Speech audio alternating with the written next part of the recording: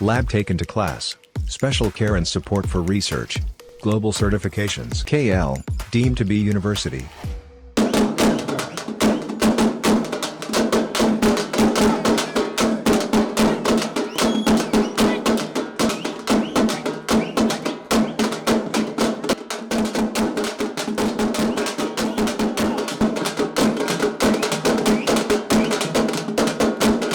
Cultural minister అయినందుకు నేను చాలా చాలా సంతోషంగా ఫీల్ అయ్యాను.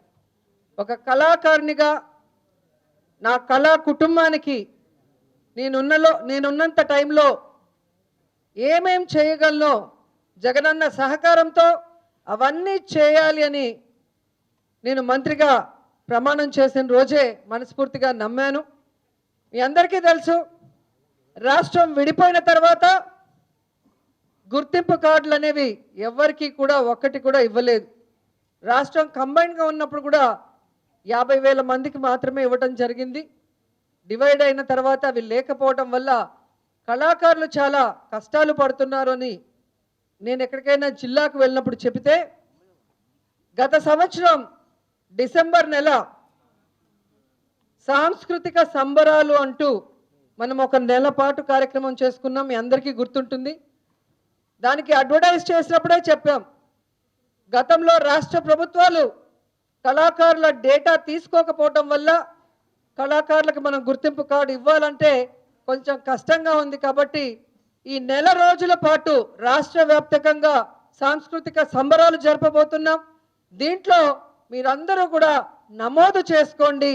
అలాగే అక్కడ కళాకారులుగా వచ్చిన వాళ్ళు పోటీలో గెలిచి ప్రైజులు కూడా కొట్టుకోండి, విత్ క్యాష్ ప్రైజ్ అని కూడా చెప్పడం జరిగింది. సో మొదట తిరుపతిలో స్టార్ట్ చేసాం, తర్వాత గుంటూరు, తర్వాత రాజమండ్రి, తర్వాత వైజాగ్ 4 జోన్లో కాంపిటీషన్లు పెట్టి ఫైనల్స్ విజయవాడలో పెట్టడం జరిగింది. మీ అందరూ కూడా ఎంతో సంబరంగా జగనన్న ఆశీర్వాదంతో మీ కళని ఇక్కడ ప్రదర్శించి భావి తరాలకి మన కళారూపాల్ని, మన జానపదాల్ని అన్నీ కూడా అందించే కార్యక్రమాన్ని చేపట్టడం మీ అందరికీ కూడా గుర్తుంది. సో ఈరోజు మేము ధైర్యంగా డేటా ఉంది కాబట్టి కార్డ్స్ ఇచ్చే కార్యక్రమాన్ని అంగరంగ వైభవంగా ఈరోజు ఇక్కడ చేసుకోవడం జరుగుతుంది. మా కల్చరల్ డిపార్ట్మెంటు, ముఖ్యంగా మల్లికార్జున్ గారు, ఆయన టీం ఎంతో సహకరించి ఈ కార్యక్రమం విజయవంతం అవటానికి పూర్తి సహకారం కూడా ఇవ్వటం జరిగింది. అండ్ ఆ రోజు మనం సాంస్కృతిక సంబరాల సమయంలో ఏదైతే ప్రామిస్ చేశామో, ప్రభుత్వ కార్యక్రమాల్లో చక్కగా ప్రదర్శనలు ఇచ్చిన వాళ్ళని తీసుకుంటామని చెప్పామో, వారందరికీ కూడా వైజాగ్లో గ్లోబల్ సమ్మిట్ జరిగినప్పుడు అందరూ కూడా అక్కడ పాల్గొనడం జరిగింది, ఇన్వెస్టర్స్ సమ్మిట్లో. అలాగే G20లో తరంగిణి అంటూ 30 మినిట్స్ నాన్ స్టాప్గా జగనన్న ముందర మన కళాకారులంతా కూడా మన రాష్ట్రం గురించి, మన రాజుల గురించి, మన నదుల గురించి, నవరత్నాల గురించి అద్భుతంగా దేశ విదేశాల నుంచి వచ్చిన ప్రతినిధులంతా కూడా ఆశ్చర్యంతో నోరు వెళ్ళబెట్టే విధంగా ప్రదర్శించారు. నిజంగా ఆ రోజు చాలా హ్యాపీ అనిపించింది. నేను కూడా అక్కడే ఉన్నాను. ఆ తర్వాత సాంస్కృతిక సంబరాలు ఒక నెల పాటు చేయడం జరిగింది. ఆ తర్వాత ఆ ఐడెంటిఫై చేసిన కళాకారులందరికీ కూడా ఈ రాష్ట్ర ప్రభుత్వం నుంచి సంక్షేమ పథకాలు అందే విధంగా జిల్లాల వారీగా చర్యలు చేపడుతూ వచ్చాం. ఈరోజు మీరు కోరుకున్న విధంగా గుర్తింపు కార్డులు కావాలి అని అన్నారు. ఆ కోరిక కూడా ఈరోజు నెరవేరుస్తూ విజయవాడలో ప్రారంభిస్తున్నాం. ప్రతి జిల్లాలో కూడా ఇది కంటిన్యూ ప్రాసెస్. జిల్లాల వారీగా కూడా మీ ఎమ్మెల్యేలు, మంత్రులతో వీటన్నిటిని కూడా డిస్ట్రిబ్యూట్ చేయిస్తామని కూడా అందరికీ తెలియజేసుకుంటున్నాం. ఏ కళాకారుడైనా గుర్తింపు కోసమే తాపత్రయపడతారు, అంతే కదా. ఇప్పుడే ఉష గారు చెప్పినట్టు కళాకారుడు ప్రతి ఒక్క కార్యక్రమానికి అవసరం. పుట్టిన కార్యక్రమమైనా, చచ్చిన కార్యక్రమమైనా, ఏదైనా కళాకారుడు లేని కార్యక్రమమే ఉండదు.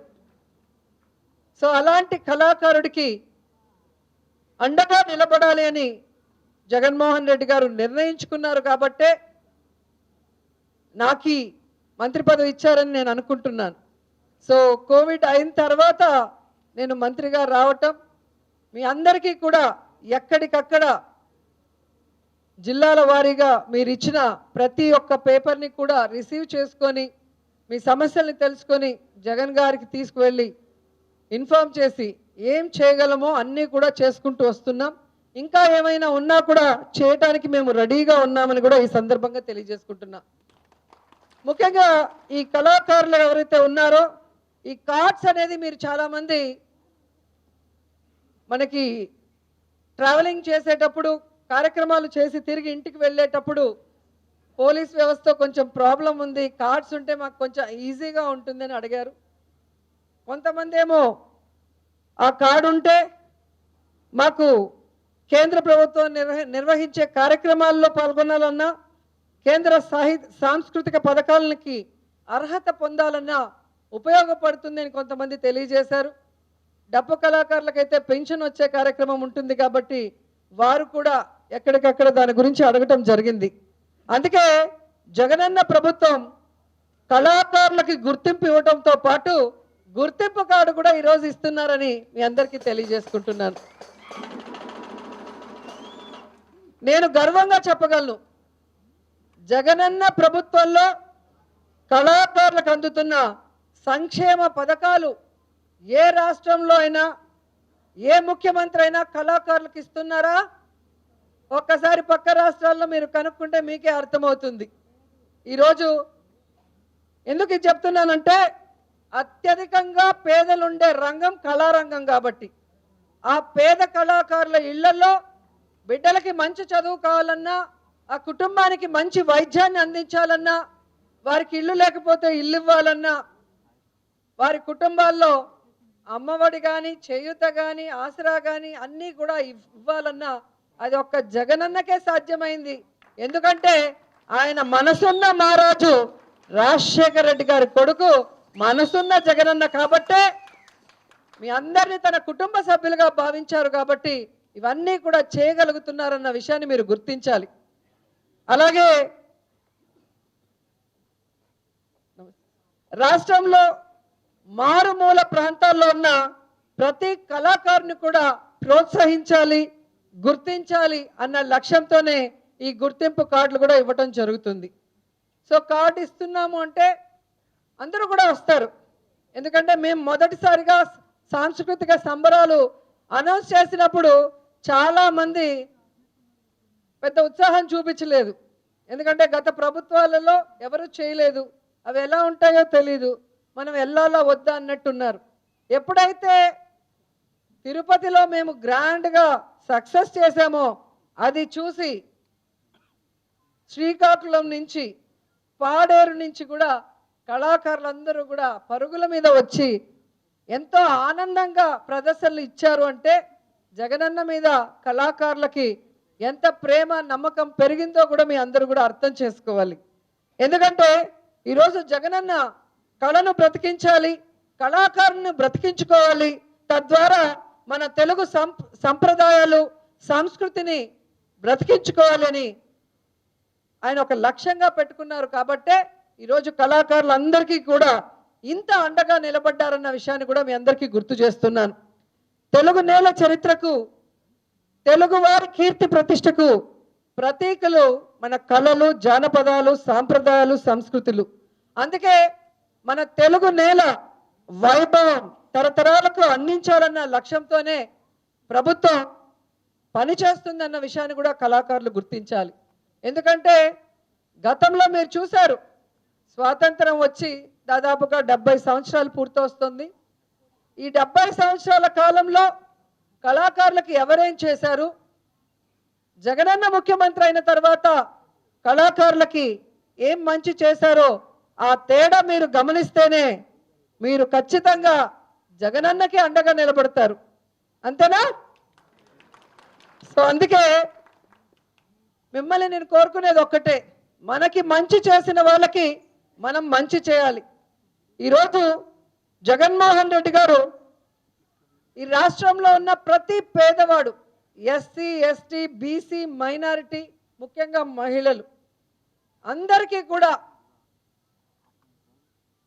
అన్ని రకాలుగా ఆర్థికంగా సపోర్ట్ ఇవ్వటమే కాకుండా రాజకీయంగా వాళ్ళని చైతన్యపరచడమే కాకుండా ఈరోజు అన్ని అవకాశాల్లో కూడా వారికి దాదాపుగా సింహభాగం ఇవ్వటం మనం గుర్తుంచుకోవాలి.